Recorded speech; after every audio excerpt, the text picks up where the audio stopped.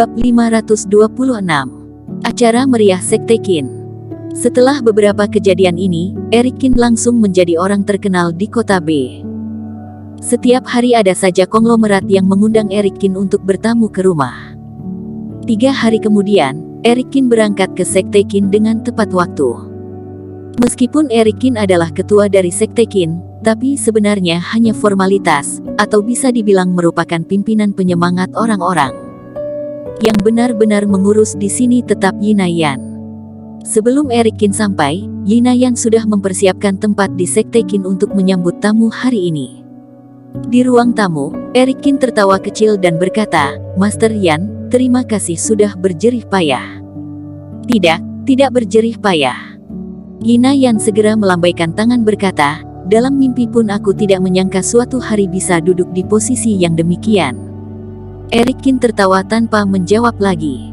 Patung di lapangan sana dibalur bubuk emas, tampak berkilau di bawah cahaya matahari. Hampir setiap hari ada yang datang bersujud. Sampai di siang hari, mulai ada yang datang membawa hadiah ke Sekte Qin. "Selamat untuk Ketua Qin." Saat masuk, mereka pun menyapa dan memberi selamat dengan sikap sangat hormat.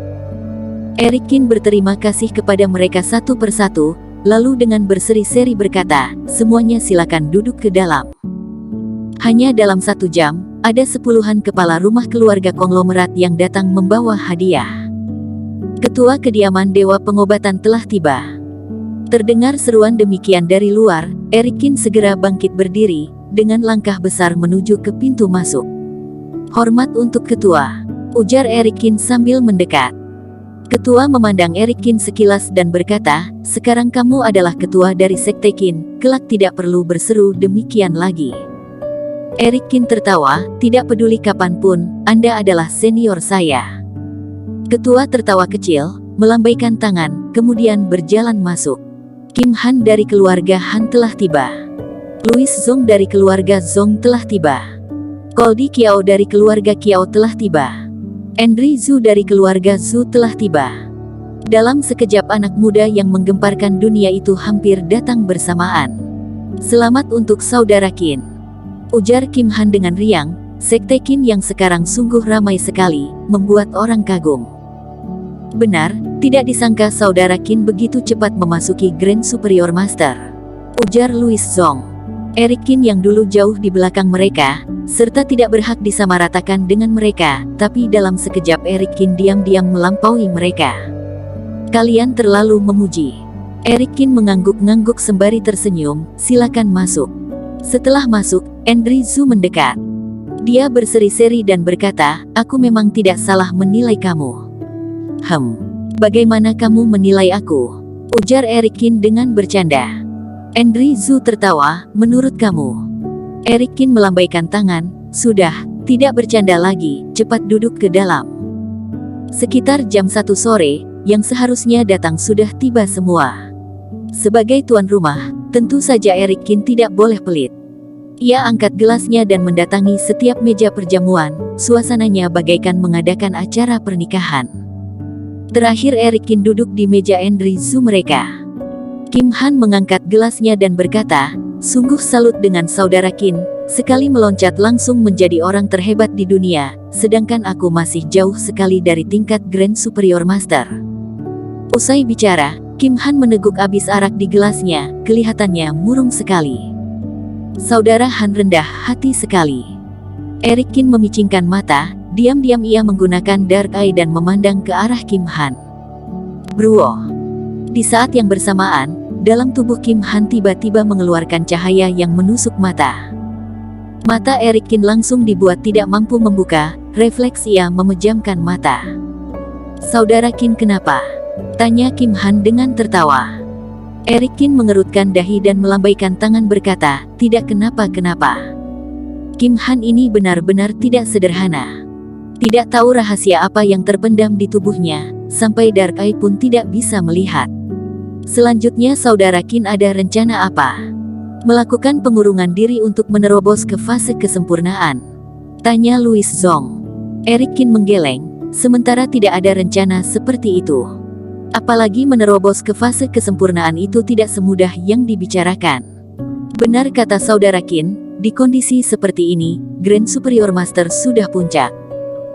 Ujar Kim Han sembari mengangguk. Sekian tahun Alexander Ye berada di Grand Superior Master, juga tidak tampak ada terobosan sedikit pun, padahal bakat dia hebat sekali.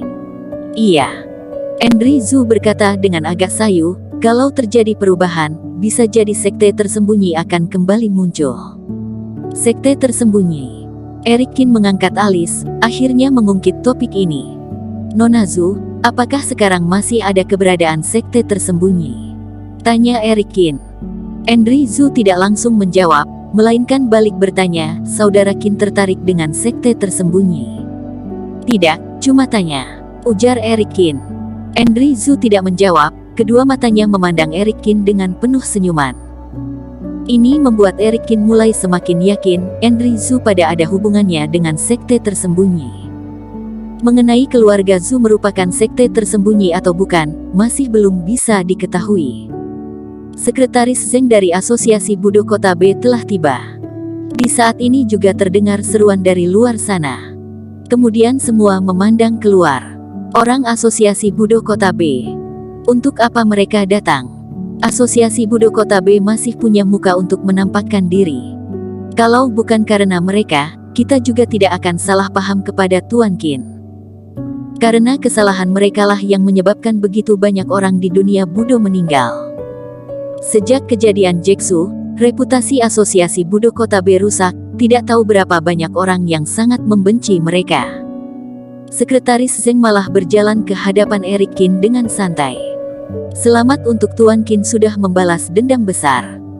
Ujar Sekretaris Zeng dengan berseri-seri, ini adalah hadiah dari Asosiasi Budo Kota B, harap Anda menerimanya. Eric Qin memandang sekilas, tampak yang ia berikan adalah sebuah instrumen Grand Superior Master. Sekretaris Zeng, sepertinya kamu salah bicara. Eric Qin berkata dengan dingin, dendam besarku baru saja dimulai, dari mana teori yang bilang sudah dibalas? Sekretaris Zeng tertawa, dia meletakkan instrumen Grand Superior Master ke samping dan berkata, Tuan Qin, di dunia ini tidak ada dendam yang tidak terselesaikan, apalagi musuh yang kekal selamanya. Hari ini aku datang memberi ucapan selamat mewakili ketua asosiasi ketiga. Usai bicara, Sekretaris Zeng menunjuk ke langit, kemudian perlahan sebuah sosok muncul di hadapan Eric Qin.